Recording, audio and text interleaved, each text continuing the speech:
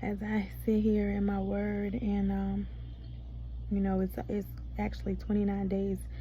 It'll be 29 days since Eric passed away, and I just been getting more and more into my word, because in the beginning time, when he did pass last year, I never really grieved a lot in the beginning. I was hurt.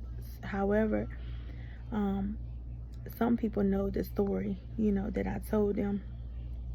But I just want to share this with you, that, the day Eric died, I actually got a vision from God saying that he was going to leave. So when I did get, that knock on my door at 2 o'clock in the morning, it was like, it was really like deja vu, but God had already revealed that to me. And I did say that, when his cousin had came to my house. And I never knew, in a million years, that God could actually show me something that was going to come. Death is a secret of God's, because he's the only one that knows the minute, the hour, the time, that we are all going to leave this earth. But I was in my word, and I've been on this scripture for a while, and it gets real deep with me when I look into it, because in Daniel, he talks about the hidden things,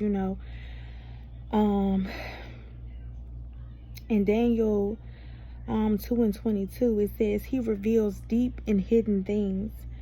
He knows what is in the darkness, and the light dwells with him. That's 2:22, Daniel 2:22. And then again in Daniel 3, it says, truly your God is God of gods and Lord of kings, and a revealer of mysteries. For you have been able to reveal this mystery. And I just knew that, after him passing, and God giving me that, revealing to me that revelation that he was going to die. He gave me the vision. And the kids, they were mourning. And I never forget it. It was September 28th, 2018. And I was sitting at my desk, and Lord knows that whole week I had been praying about a lot of different things. And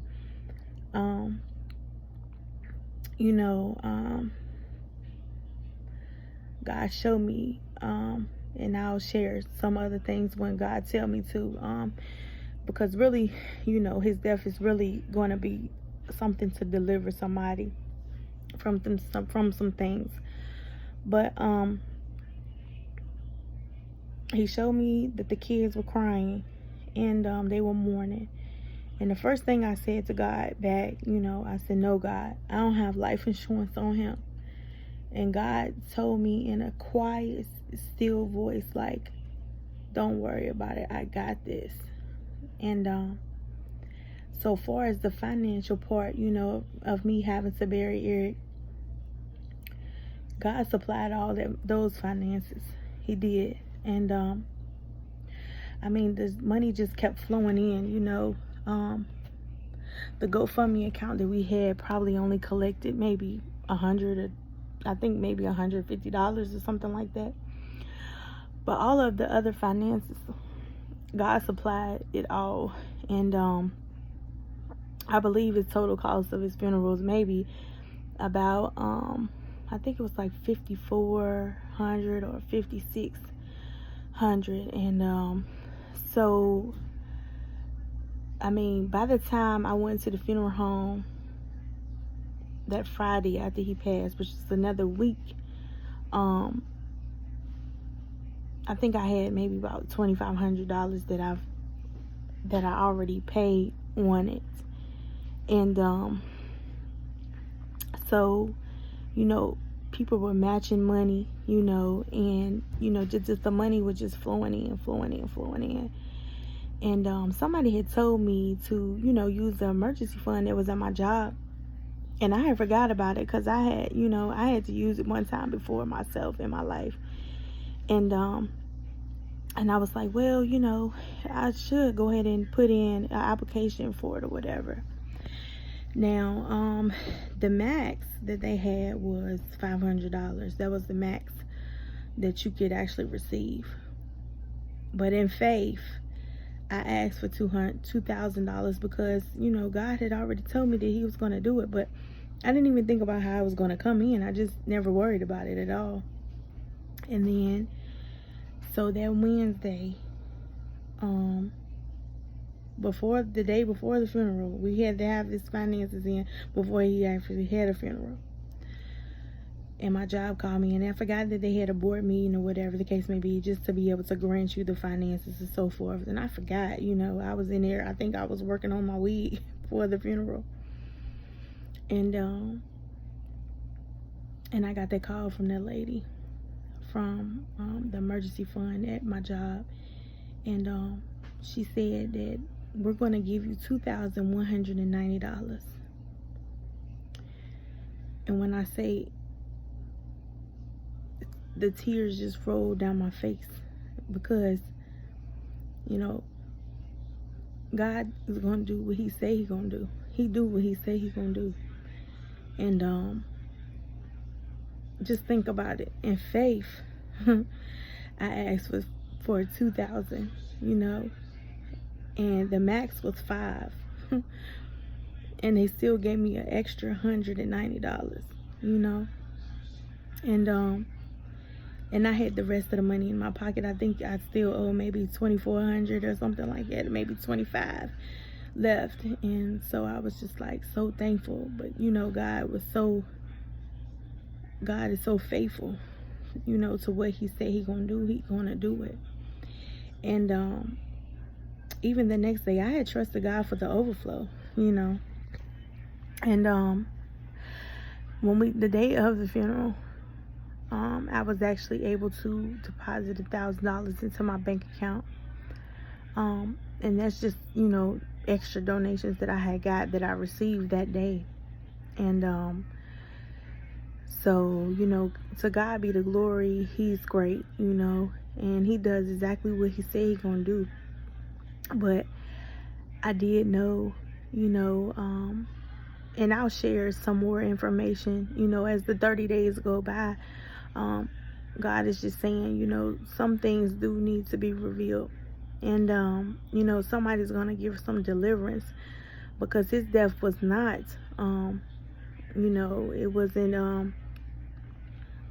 it wasn't planned, of course, through nobody. However, Eric had struggled with some things, and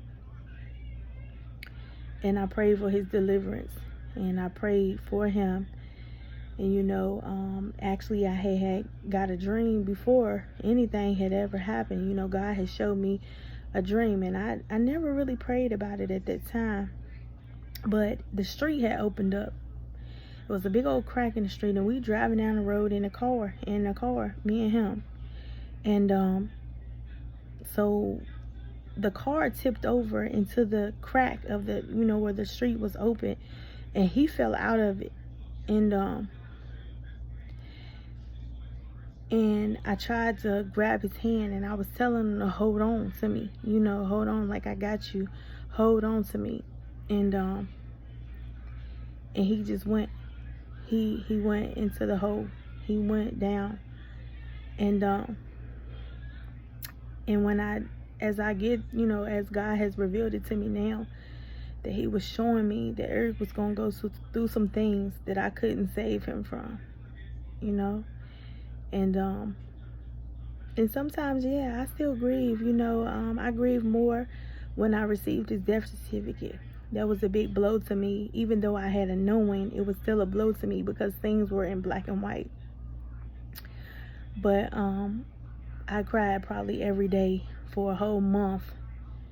And then I prayed about it, and I was like, Lord, I just don't want to cry. I don't want to be sad every day, so it started going into weeks. I cry maybe once a week or twice a week, and then it started going to, months. I might cry once a month, or once every 2 weeks or so. But I still have my grieving time, and it's probably because I didn't get to grieve. I really had to go into being a spouse mode, especially by him not having any insurance on himself. And I did have insurance on me, and that was through, I got insurance through the house and so forth. But we had got married later when I got the house or whatever, and we was just gonna do that stuff in the weeks to come. And he had so many papers in his little, he had a little not even a file cabinet, it was just like a little tub full of documents and stuff that he just needed his wife to look over, and I would be so busy I just never paid no attention to it. But it was just like stuff from his bank, like they had a health insurance policy on it. Like when I was pulling out that stuff, I was like, but to God be the glory. He worked out everything, and God is just so amazing because he's able to reveal to you those secret things. I mean, just like, like I said, I had a knowing. I never had to know no from him or his mouth or even from somebody else telling me. It's just like when God gives you that knowing, that discernment, I mean, nothing can shake you from that. And there's so many things that actually came to me, but yes, in the weeks to come, God is going to do some amazing things, and I'm actually going to use his life as a testimony. This is something that definitely shouldn't be hid. It definitely shouldn't be closed up, because what I see in this, his death, is deliverance. I see that. I see deliverance in it, and I see being healed and wholeness in his death, and God had revealed that to me instantly. It's just that sometimes I even had a hard time, or even trying to feel what somebody else would say, when I reveal these things or whatever. But his death was definitely not in vain, and God is definitely going to use it for purpose. Even though I've even had time to heal more about his death and so forth. But I definitely will reveal more information as God leads me to do so. So but I pray that this bless somebody. If you know somebody that has a drug addiction, and they need some deliverance, the first thing to do is, when you need deliverance from a drug addiction, is to admit that you have a problem. That's the first step to recovery. And if you admit that you have a problem, tell somebody that you can confide in. Tell somebody that loves you, and most of all, tell somebody that has a relationship with God. A relationship. Because when somebody has a relationship with God, that means they not going to tell everybody in the world that you have this problem. They're going to keep it between you and God. So, that's the first step. And, maybe I'll call this Eric's 30 days to recovery. I don't know. But God is definitely he's a deliverer. He's definitely a healer. Once you take it to him, give it to him fully. But people do need moral support from people that have issues like that.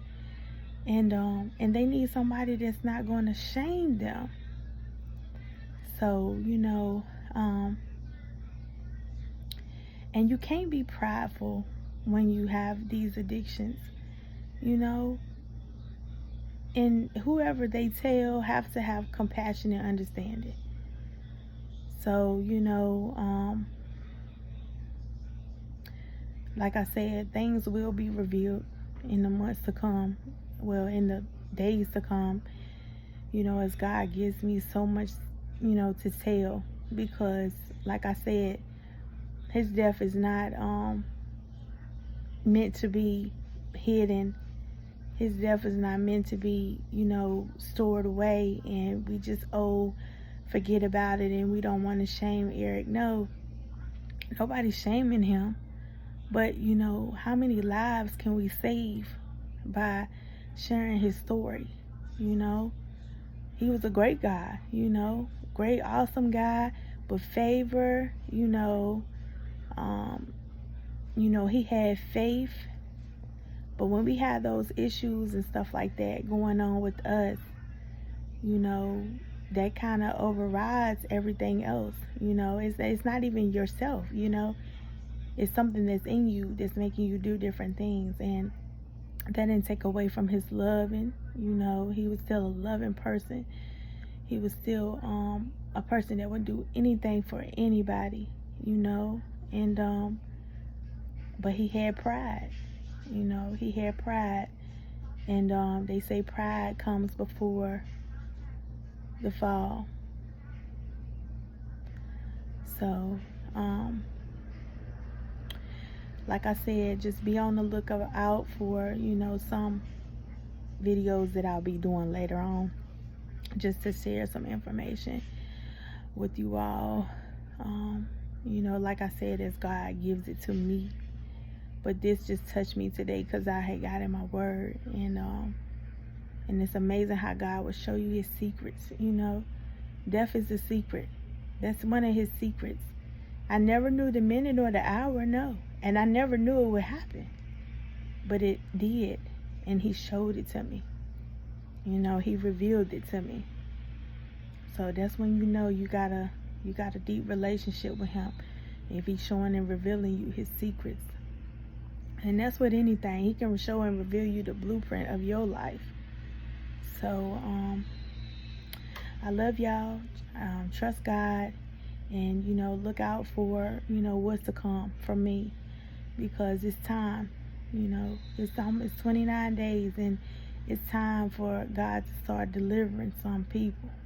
If I could deliver 30 people from just sharing his story, I would be so happy, and God would too.